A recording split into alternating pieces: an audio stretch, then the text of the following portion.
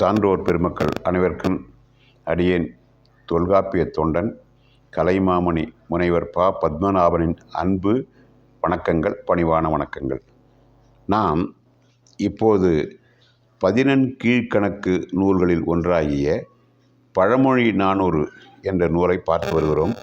அந்த வகையில் முதல் 2 வெண்பாக்களை பார்த்து விட்டோம். தற்சிறப்பு பாயிரம், கடவுள் வாழ்த்து ஆகிய 2 தலைப்புகளில் கூறப்பட்டுள்ள அந்த 2 வெண்பாக்களின் பொருள்களை நோக்கி பார்த்தோம். இப்போது 3வது பாடல். இது இந்த பாடல் கல்வியை இளமையில் கற்க வேண்டும் என்ற வகையில் நமக்கு இந்த பாடல் அமைகிறது. ஆற்றும் இளமைக்கண் கற்கலான் மூப்பின்கண் போற்றும் எனவும் புணருமோ, ஆற்ற சுரம்போக்கி உல்கு கொண்டார் இல்லையே இல்லை, மரம்போக்கி கூறிக்கொண்டார். அருமையான வெண்பா. 2 பழமொழிகளை எடுத்தாண்டு கல்வியை எப்போது கற்க வேண்டும் என்பதை இந்த வெண்பா எடுத்து கூறுகிறது. இளமையில் கல் என்பது பழமொழி. அதாவது நன்றாக நினைவு ஆற்றல் இருக்கும் அந்த பருவம் என்பது இளமை பருவம். இளமையில் மனப்பாடம் செய்த எதுவும் மறக்காது. முதுமை வந்த பிறகு மூளை சோர்வடைந்து விடும். மூளையில் உள்ள அந்த படிவுகள் குறைந்து விடும். அந்த வகையில் முதுமையில் நாம் படிக்கும் எதுவும் நினைவில் நிற்காது. எனவே இளமையில் கற்க வேண்டும் என்பதை இந்த வெண்பா வற்புறுத்துகிறது. ஆற்றும் இளமைக்கண் கற்கலான். இளமை பருவம்தான் கல்வி கற்பதற்கு ஏற்ற பருவம். முதுமையில் கற்றுக்கொள்ளலாம் என்று ஒருவர் விட்டுவிட்டால் முதுமையில் கல்வி கற்றாலும் அந்த கல்வி நினைப்பில் நிற்காது. இது எல்லோருக்கும் தெரிந்த உண்மை. இதற்கு 2 எடுத்துக்காட்டுகளை பயன்படுத்துகிறார். 2 பழமொழிகளை பயன்படுத்துகிறார் நூலாசிரியர். ஒரு பழமொழி, சுரம் போக்கி உல்கு கொண்டார் இல்லையே. சுரம் போக்கி உல்கு கொண்டார் என்பது இன்றைய சுங்கவரி சாவடி.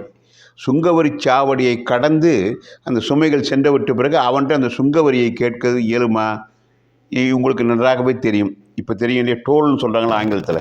இந்த டோல்னு சொல்கிற இடத்துல சரக்கு பேருந்து, அதாவது சரக்கு ஊர்தி, லாரின்னு சொல்லுவாங்கள்ல, பஸ்ஸு, அது மகிழுந்து, பேருந்து, இவையெல்லாம் கடந்த பிறகு போய் அந்த அந்த சாலை வரியை கொடு என்று கேட்க முடியுமா? முடியாது. முன்னரே கட்டையை போட்டு தடுத்து அந்த சாலை வரியை வாங்கிவிட்ட பிறகுதான் வண்டியை விடுவார்கள். அதுதான் முறையும் கூட. அல்லது வண்டியை போக விட்டு பின்னால் போய் சுங்கவரியை கொடு என்று ஒருத்தரை கேட்க முடியுமா? அதற்குத்தான் இந்த பழமொழியை எடுத்தாண்டிருக்கிறார். ஆற்ற சுரம் போக்கி உல்கு கொண்டார் இல்லையே.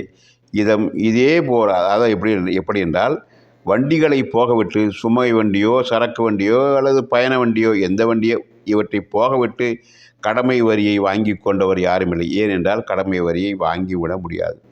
போனது தான். அடுத்த பழமொழி, மரம்போக்கி கூலிக்கொண்டார் இல்லை. மரம்போக்கி என்பது இங்கே ஆகுபேராக மரத்தின் மீது மரத்தினால் செய்யப்பட்ட ஓடத்தில் சென்று ஓடம் கடந்த பிறகு அந்த ஓடத்திற்கான கூலியை வாங்குபவர் யாரும் இல்லை. அப்படி என்றால் ஓடத்தை விட்டு இறக்கிவிட்டு கூலி வாங்கவும் முடியாது.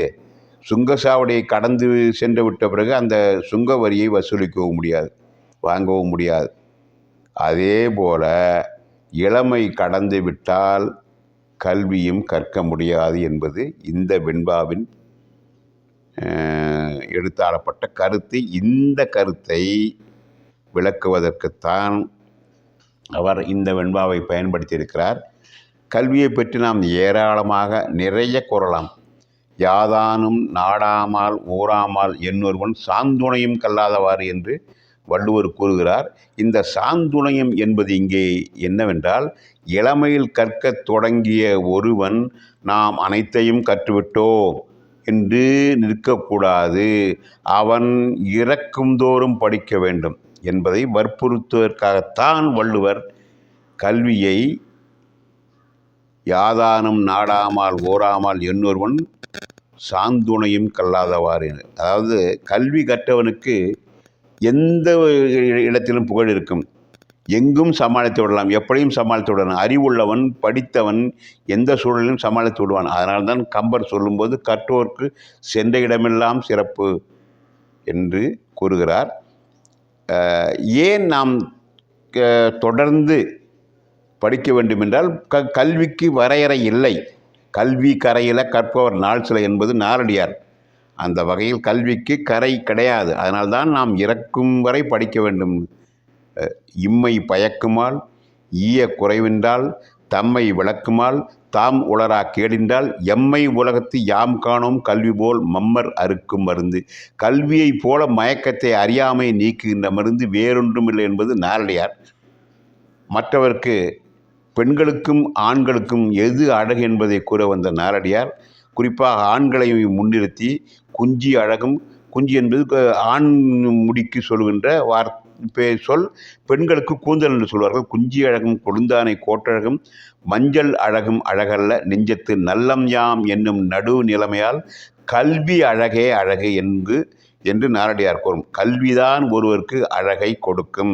கல்வியால் பெறுகின்ற அழகே உண்மையான அழகு. ஒருவருக்கு எவ்வளவு சொத்து சுகங்கள், 1000 கோடி பணம், 100 காணி நிலம், எவ்வளவு இருந்தாலும் இறந்த பிறகு கடைசி வரை இறந்த பிறகும் கூட வருவது கல்விதான். உதாரணமாக எடுத்துக்காட்டுக்கு சொல்ல போனார், தொல்காப்பியரை இன்றும் நினைந்து பார்க்கிறோம். கல்லறையில் என்ன போடுகிறார்கள்? இவர் பெயர், அவர் படித்த படிப்பு எம்ஏ PhD இப்படி தான் போடுவார்கள். முனைவர், கலைமாமணி இப்படித்தான் போடுவார்கள். 100 ஏக்கர் உடையவர், 500 ஏக்கர் உடையவர், 1000 கோடி சொத்துக்குடையவர் என்று போட மாட்டார்கள். எனவே கல்விதான் நிலைத்த செல்வம். கேடில் விழிச்செல்வம் கல்வி. ஒருவருக்கு மாடல்ல மற்றையவை என்பார் திருவள்ளுவர்.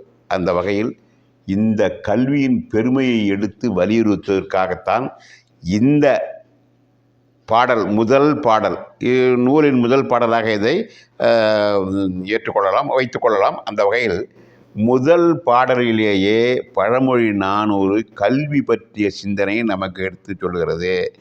இளமையில் கற்றுவிட வேண்டும், முதுமையில் கற்கக்கூடாது.